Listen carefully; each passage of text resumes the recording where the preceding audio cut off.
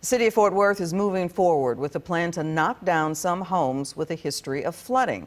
The homeowners have volunteered to sell. The city will also pay for their relocation costs. But not everyone thinks it's a smart thing to do. Fox 4's Dion Anglin in Arlington Heights with more on the concerns there. Dion.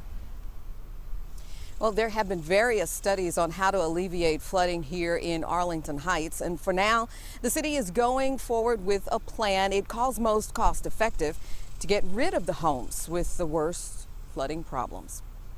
Kristen Schmidt looks forward to years of family fun in their Arlington Heights neighborhood.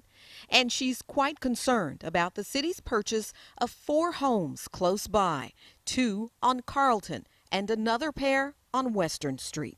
Yeah, I want to make sure, yes, that our property values are going to stay up, and it's such a nice area, and I want to make sure it's well maintained and well cared for. The plan to tear down the homes and possibly 6 more to replace them with a green space similar to this rendering. Now it's taking my trash. A way to remedy a reoccurring problem with flooding. Question, why aren't we trying to catch the water upstream where it starts instead of where it ends up in our neighborhood? Tuesday night, the council approved the initial 4 buyouts as each owner has volunteered to sell. All declined our request for an on-camera interview. Their neighbors, however, they've told us they're making a green space. I think that that's the spin they've put on it. They are talking. Hannah Witten is skeptical. We are concerned about our property values. That is potentially something that could be impacted.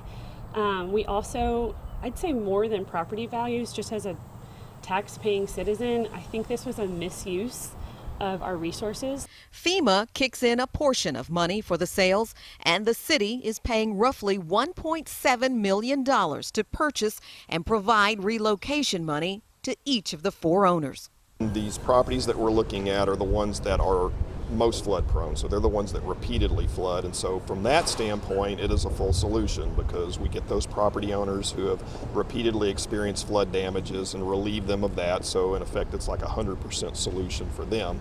In terms of being able to fully address the broader flooding issues, this won't do that. I mean, the level of flood risk in that area is so dramatic that it would take just a much bigger project in order to provide flood protection for the entire community.